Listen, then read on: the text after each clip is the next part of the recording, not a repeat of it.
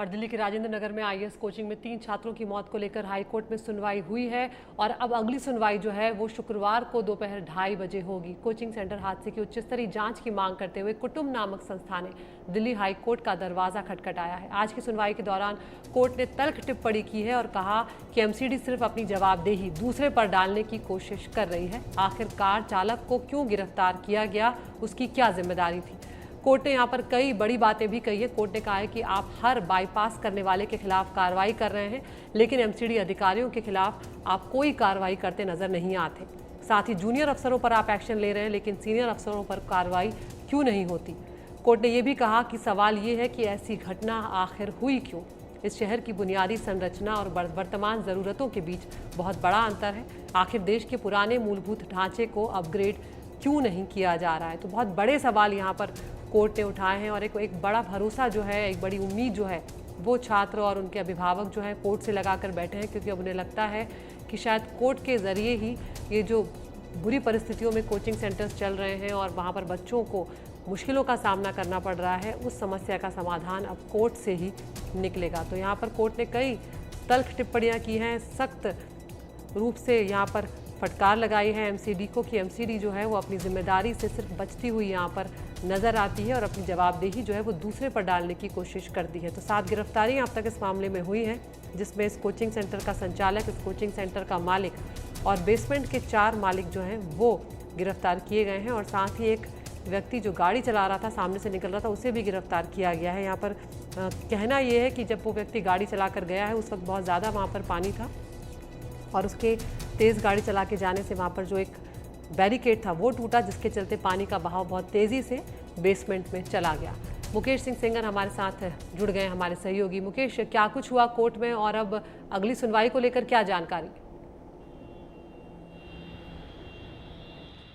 देखिए, दिल्ली हाईकोर्ट में इस पूरे मामले को लेकर आज सुनवाई थी। एक पिटीशन फाइल हुई थी जिस पर सुनवाई थी और सुनवाई के दौरान कोर्ट ने सभी जो सिविक एजेंसियां हैं उनको कड़ी फटकार लगाई है और ये कहा है कि कल तक दिल्ली पुलिस, एमसीडी और जो बाकी एजेंसियां हैं उनको रिप्लाई फाइल करना होगा। तो कल रिप्लाई फाइल करना होगा। इसके अलावा जो एमसीडी कमिश्नर हैं और जो कंसर्न इलाके के डीसीपी हैं, डीसीपी सेंट्रल, उनको शुक्रवार को खुद पेश होना होगा।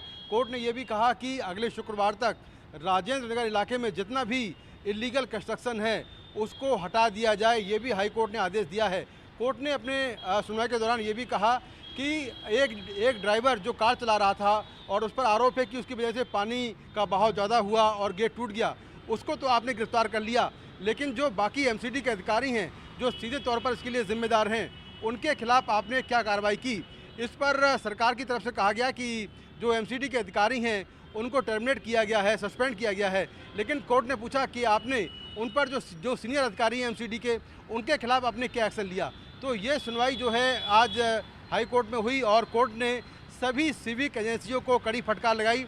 इसके अलावा दिल्ली पुलिस को भी कड़ी फटकार लगाई है और ये कहा है कि कल तक सभी एजेंसियां हाई कोर्ट में अपना अपना रिप्लाई फाइल करें। इसके अलावा शुक्रवार को जो कंसर्न इलाके के डीसीपी हैं और एमसीडी कमिश्नर हैं उन्हें फिजिकल तौर पर हाई कोर्ट में पेश होना होगा। इसके साथ ही शुक्रवार तक राजेंद्र नगर इलाके में जितने भी लीगल कंस्ट्रक्शन हैं वो तोड़ने होंगे और इसकी रिपोर्ट भी दाखिल करनी होगी।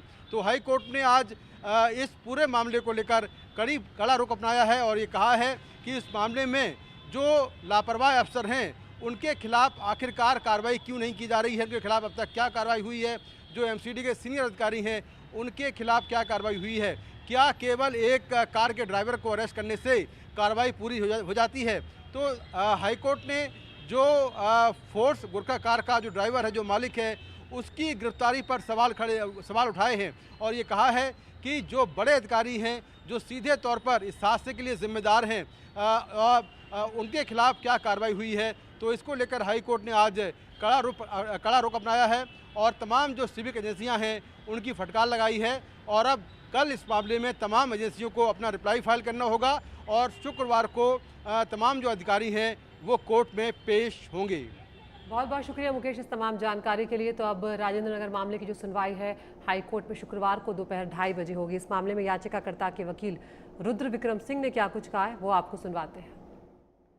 सीधे सीधे ऑनरेबल कोर्ट ने कुछ नहीं कहा, लेकिन इनडायरेक्टली ऑनरेबल कोर्ट ने बहुत सारी बातें कही कि जो फ्रीबीज कल्चर आप लेके आए हैं और आपके पास फंड नहीं है, आपका इंफ्रास्ट्रक्चर जो है 100 साल पुराना है, आप जो आबादी जो दिल्ली का इंफ्रास्ट्रक्चर हुआ था वो 6-7 लाख लोगों के लिए इंफ्रास्ट्रक्चर यहाँ का बनाया गया था, लेकिन आज लगभग 3 करोड़ से ऊपर आबादी हो चुकी है, लेकिन आपका इंफ्रास्ट्रक्चर जो है वो 100 साल पुराना है। तो और आपके पास फंड नहीं है, आप इलेक्ट्रिसिटी बिल नहीं लेना चाह रहे हैं, आप पानी का बिल लेना नहीं चाह रहे हैं लोगों से, लेकिन उसके बदले में लोग अपनी जान गंवा रहे हैं। तो अगर आपको फ्रीबीज कल्चर देना आप दीजिए, लेकिन इंफ्रास्ट्रक्चर को आप डेवलप करिए।